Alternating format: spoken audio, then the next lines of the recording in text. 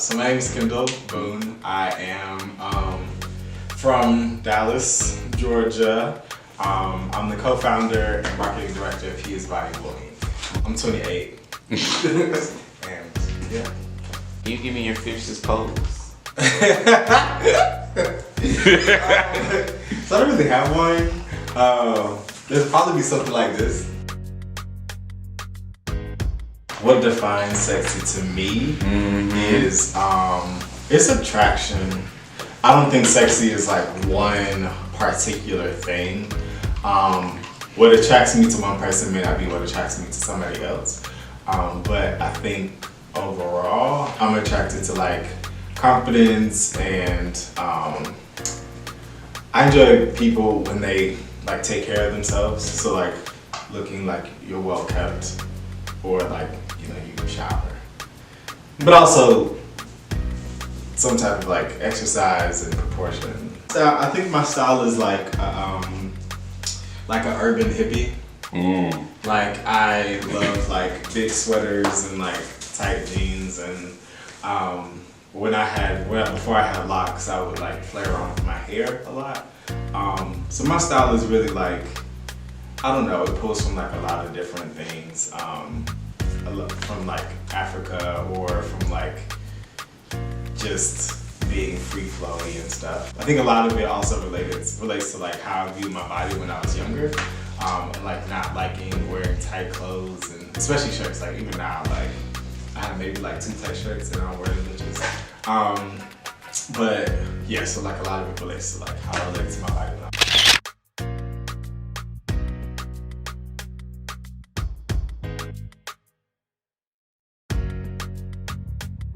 My like biggest, or like my second biggest insecurity growing up was my like body. So I remember when I was in like, 5th grade, 4th grade, these guys who were like very fit for like a 4th or 5th grader. And I was like very big for 4th, 5th grader. It was like pajama day. And like my pajamas had like, I had like the kind of like flannel kind with buttons. And then like the top buttons are like undone, and I was like talking or whatever, and they were like, haha, you got titties. And I was like, oh my god, I have boobs. From then on, like it was just always like terrifying for me to take my shirt off. So you like go to the pool and stuff, I would like put my shirt on or whatever, so I take my shirt off. I live in this world, like there's always like, I'm always like, oh, do I look okay? Are people gonna think that I look good, or am I don't know, this way or that way? It's always been something like that. So you say you're 21 or 28? Which one is it? I'm 28. You're 28? Yeah. So you expressed that the 10-year-old had was being made fun of for having breasts. What is the 28-year-old's relationship like with his body?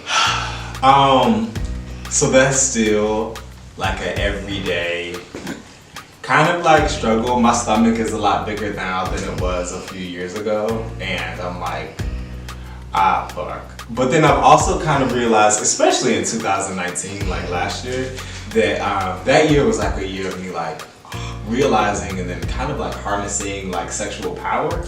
I don't know what the fuck happened. I think it was because I got locks and I kind of like a fuckboy or something. I don't know.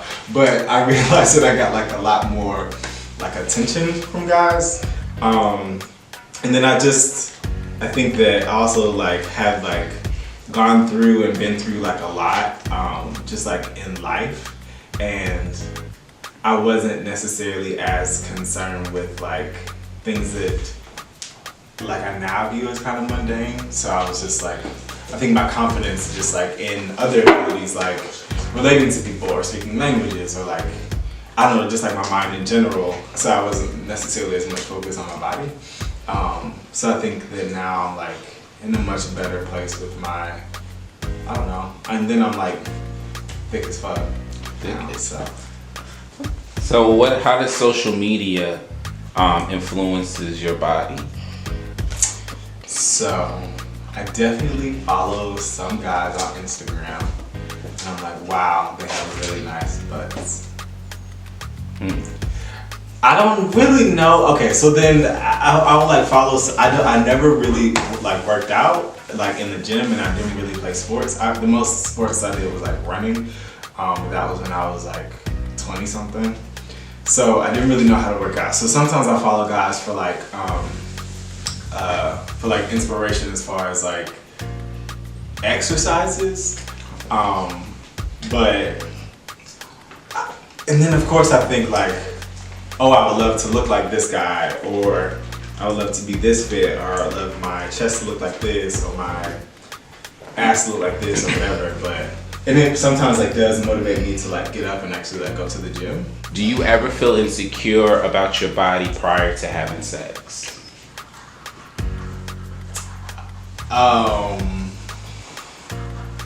Yeah, yes. I think if it's ever like yes. Oh God, it's a camera. If it's ever like a hookup situation or something, then yeah. Or if there's somebody that like I've like known for a minute or whatever, and I've like been very sexually attracted to them, or attracted to them period, and like thought they felt like a super great body, and like I've like wanted to or whatever, and then like had the opportunity, then yeah. So there's somebody that like I had known for a while, and I was just like that's like that ain't fine. And then and like over time, you know, the opportunity kind of presented itself, and I was just like so nervous because like I'd like crushed on this guy for a while, and now that he was like so fine, he got this great body, and he's just like looked so good. And then I was like, oh, I can't have sex with you because I look awful. Or like, what if I can't perform? Or what if like I take off my clothes and you're like, oh no, like absolutely not. Again, like taking off my shirt was like a huge thing for me. So like, I was just like it was like a lot of like, not even necessarily performance anxiety, because I knew that I would get hard once like it started, but a little bit of performance anxiety, but mostly like, what if like, you know, you're attracted to the clothes on, but like once I set my clothes off, I'm just like, nah, the same kind of. Honestly, one thing that I would say to myself to overcome a lot of things, not necessarily in relation to like sex, but before I do many things, just like in general, I'll say even Beyonce gets nervous.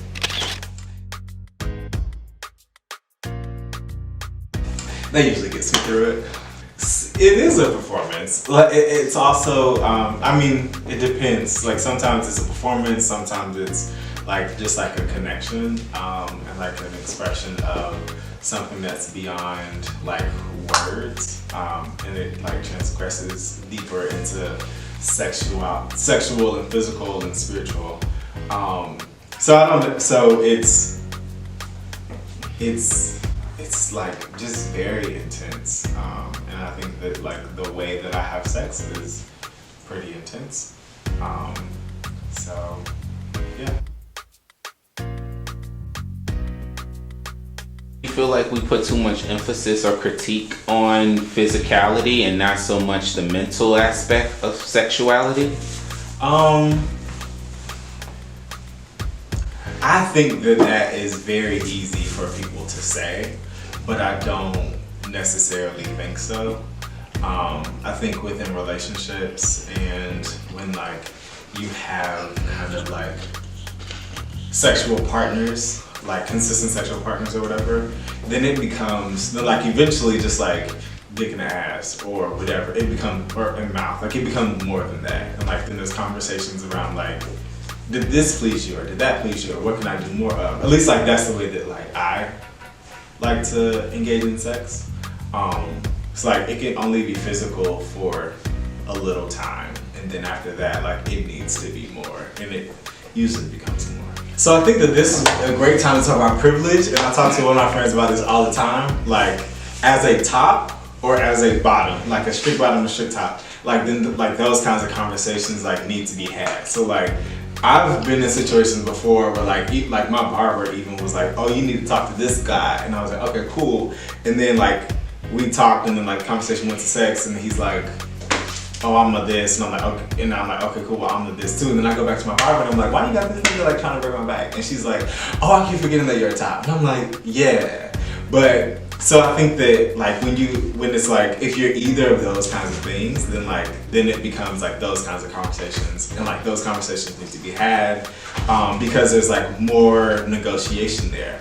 But I think that if you're somewhere who's like on the spectrum, I think a lot more people like lie on the spectrum of like versatile or versatile top or versatile bottom, and like many times it's like, I mean, so what's up? And then it's like, it's whatever. And then it becomes a matter of like, well, I'm not prepared, are you prepared? And then there's a negotiation kind of around that. But I think that's like a point of privilege within our community that like we don't necessarily like talk about like that. But, So you expressed that you're a top. okay. Have you ever bottomed? Yes. What was that experience like for you? Painful. Painful. No, so it was painful, but it was good. Like, I mean, I've dated tops and I've dated bottoms, and I've dated like versatile. I'm usually like more topish. I think that I just haven't like really. There's like a part of relinquishing control, and like a part of. It also just like hurts. It hurts. Yeah, but I also know that like one thing about like my body and myself is like that I really enjoy is like I like my ass a lot, and I like and yeah, I like my butt, but like something going inside of it like it is painful. When you when you did the bottoming, did you prepare yourself? So when I was in college and I did bottom, I would just not eat for a day. For a day? Yeah. So we didn't go through the whole ritual of cleansing. I didn't know about cleaning until like much later in life. And then when I did find out about it, the girls were like, yeah, you take a water bottle and like shoot it and then shake around and then you like poop. And I was like, okay, well it doesn't fit up my butt. And then like the enema thing like hurt because I would like clench while trying to push it up there. And it was just like way too much. So I noticed that the underwear that you're wearing, right? Are they Calvin Klein? They are Hanes. They're Hanes. Yeah. So yeah. Does it matter as far as like style of underwear that you wear? Like, or is there a particular underwear that speaks to your body, or do you just go with what you like? So I've honestly like always wanted to like be able to wear briefs. And I've like used to wear boxers, and then I wore boxer briefs. All of those are like ride up. So then I was like, hey, cut out the middle, man, and just wear briefs. Now I'm wearing these, and because they're not, I think because they like are like 6-pack kind of underwear, they're not really like specialty. I don't really also believe in paying for underwear, so sometimes I'll just like not wear any, or like I usually like wear these, but yeah, I don't know. I want to get into like jock straps, not necessarily because of like the sexual component, but because I feel like they won't be in my butthole. Be in your butthole. Like ride up into me. Sometimes,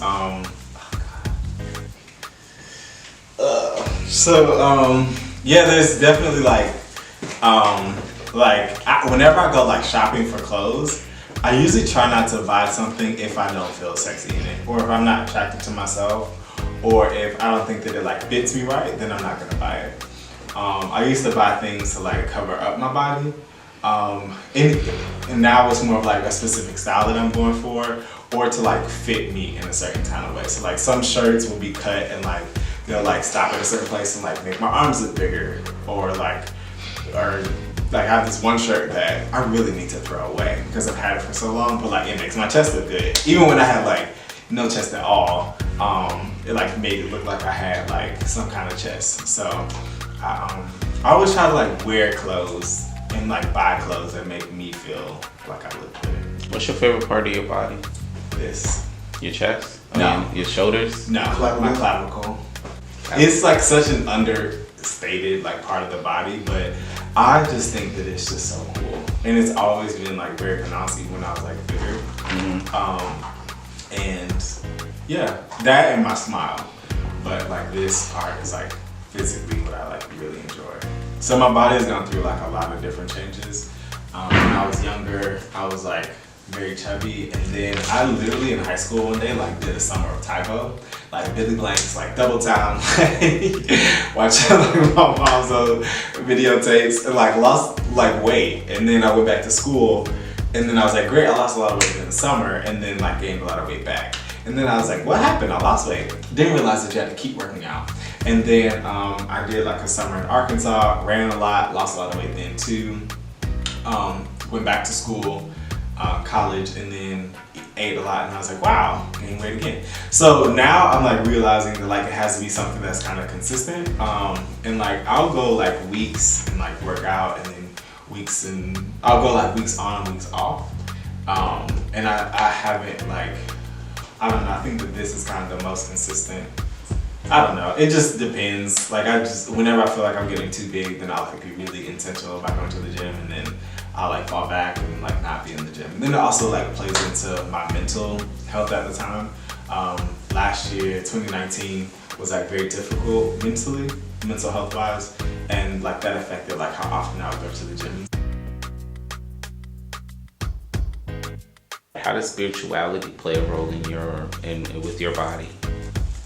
Or does it play a role with your body? Or how you view your body?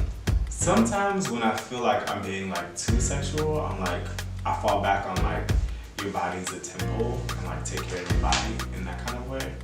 But then I also think about like where that comes from in Christianity, and how Christianity is a form of control and colonialism. And then I'm like I don't do things that don't feel inherent, that don't feel like right to me. Sometimes I do question like why this feels right or where this is coming from, and kind of like adjust then. Like if it's coming from like a negative place, then I'll try to take myself like out of it and make it like positive, or realize like why am I trying to do this thing or whatever. But I think overall just like just trying to be well, but not necessarily like Christian well. How did you prepare yourself for this interview today? I didn't. I took a shower. I think that right before we started shooting, I put on like my shea butter and coconut oil so that my skin like looks okay on camera. But it was very like spread the moment. I was like not really sure if I was gonna do it. But then I think I just was like, you know, something that I use as a motivator is fear. Fear motivates me because it is something that I'm afraid of, and because I don't want to be on my deathbed like with regrets. I try to do something that like I'm afraid of, and this was a goal of mine. His Bible started with pictures of myself and Richard, the other co-founder, like in the shower, like at a time when I was like very comfortable with my body, because I was like in shape, very thin, had just left Miami. I was on South Beach all the time, all over, fully naked, whatever. But it was like, so I was coming off of that time. And it was something that I was afraid to do because of like public perception and stuff like that. But so for me today, I'm like, you know, I don't look like I looked before, and I don't necessarily feel the same way and whatever, but and this is like very scary for me, but I think that it's important. And I had like this vision for a reason, and I think that you should like embrace your fears, and then once you do it, then you're not afraid of it anymore, and then you conquered it. There's nothing that's controlling you.